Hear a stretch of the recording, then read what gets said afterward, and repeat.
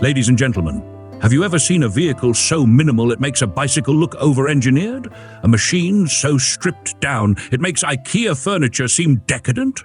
Imagine 2 planks of wood, 4 skinny wheels, 1 wild idea, and a powered 5th wheel bolted to the back like it was an afterthought from a sleep-deprived inventor who mistook a wagon for a race car.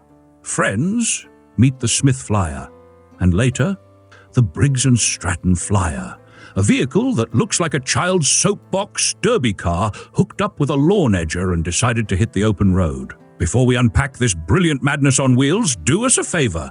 Tap that subscribe button like you're starting a temperamental flywheel in the rain. We've got more weird machines, wonderful ideas, and history's best underdogs than Bob has unopened jars of expired pickles. Let's roll.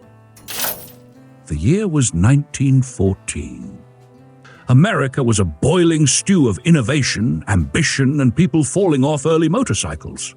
In Milwaukee, Wisconsin, the A.O. Smith Corporation, usually busy supplying frames and parts to car makers, decided to step out of the background and build something of their own.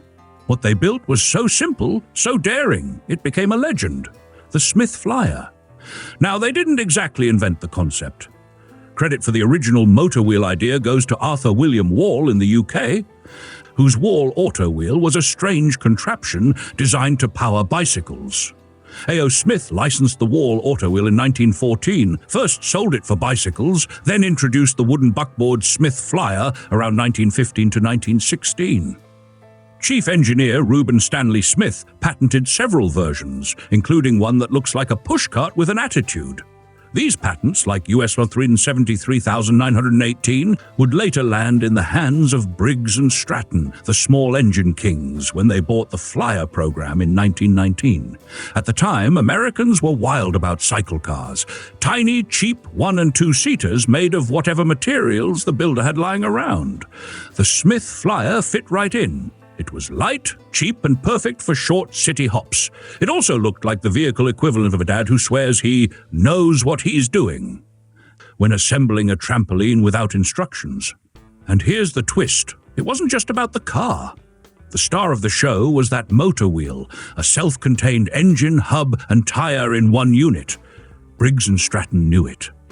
That's why when they bought the Flyer rights in 1919, they immediately began improving the motor, adding a steel rod, bumping up the bore, throwing in a flywheel magneto, and launching a newsletter called Motor Wheel Age to spread the gospel. The Flyer itself continued in limited production, but the motor? That thing would evolve into the heartbeat of millions of lawnmowers, snowblowers, and Tim the Toolman Taylor wannabes for decades. Production totals are a bit foggy, like most stories involving wooden vehicles and underpaid patent clerks. The corporate legacy says about 25,000 motor wheels were made by A.O. Smith before the sale in mid-1919.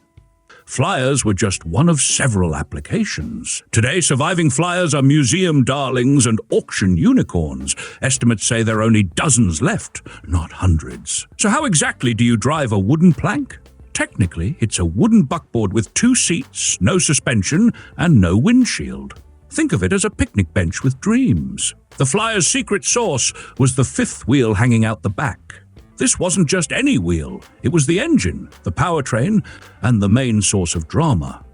A handle next to the driver could lift the wheel off the ground so the engine could idle, and when you were ready to move, you just lowered it onto the road.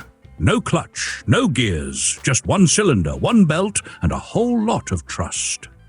Under the hood, which was imaginary, it packed a single-cylinder, air-cooled, 4-stroke gasoline engine mounted directly onto that motor wheel. Early versions cranked out about 1 horsepower.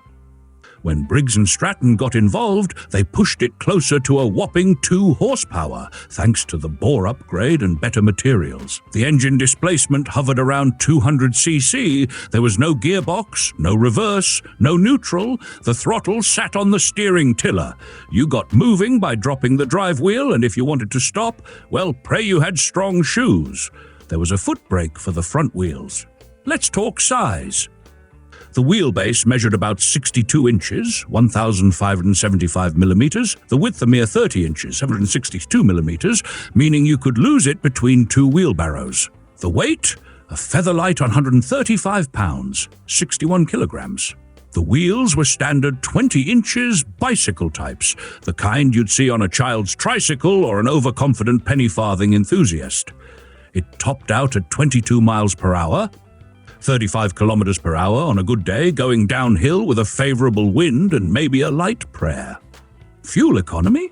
Advertisements bragged of 100-plus miles per gallon, but then again, my friend Timmy swears his homemade still runs on liquid moonlight and cough syrup, so take that with a grain of ethanol.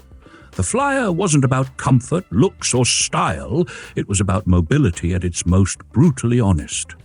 This machine had all the aesthetic charm of a deck chair on roller skates, but it delivered freedom to people who couldn't afford a Model T or didn't want to deal with a horse and buggy. Designers stripped it down to the bare minimum. No bodywork, no hood, no roof, no clutch, and if you wanted doors, you'd better carve them into your imagination. The Flyer was utilitarian to the core, built with simplicity in mind.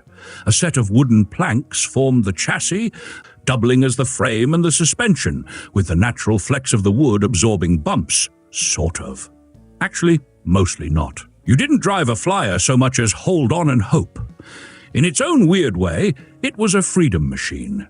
Cheap, light, and repairable with a hammer and some glue. It was the great-great-grandfather of the Lime scooter. Even after the Flyer itself faded out, its spirit lived on. When Briggs Stratton sold the Flyer's rights in 1925, they kept the engine. That little power plant evolved into the B&S small engine empire that powered everything from lawnmowers to snowblowers and probably at least one homemade margarita blender at a county fair. The Flyer may have vanished, but its heart kept beating in millions of garages worldwide. If you ever get a chance to see one in person, say at the Lumen Museum or at a classic auction, pause and appreciate the wild gamble that was the Flyer. And maybe imagine what it must have felt like to zoom down a dirt path at 20 miles per hour, on a plank of wood, wind in your hair, and fear in your heart. And now, the price of madness. Back in the day, the Smith Flyer cost $135 in 1917, which adjusts to around $3,700 in 2025 dollars. By 1918, A.O. Smith was offering the chassis alone for $145, or a full setup with the motor wheel for $225, about $6,100 today. In 2019, a 1919 Briggs Stratton Flyer sold at R.M. Sotheby's in Hershey for a spicy $27,500. That same year, a 1916 Smith Flyer C motorette went for $18,700, proving that even century-old wooden wagons have fans with deep pockets. Another Briggs Stratton Flyer fetched $20,900 back in 2006 at Amelia Island, back when you could still afford real estate on Earth. Today, good original Flyers, especially with period-correct motor wheels, can command anywhere from $15,000 to $30,000, depending on condition, provenance, and whether or not the buyer has recently watched too many YouTube videos on barn finds. There's something unshakably lovable about the Flyer. It's the underdog, the oddball, the plank that could. It didn't need wind tunnels or CAD models or marketing jargon. It just rolled out of Milwaukee, slapped a wheel on the back and said, "Let's go." To everyone who ever thought, hey, what if I made a car out of fence posts and a lawnmower? This one's for you. Huge thanks to our sponsor supporters, the brave souls who clicked that join button and now get digital high fives and the eternal admiration of a man who once tried to build a go-kart out of ironing boards. You folks keep this old comedy engine running. And to the rest of you, may your wheels stay true, your planks stay uncracked, and your speed never exceed your bravery.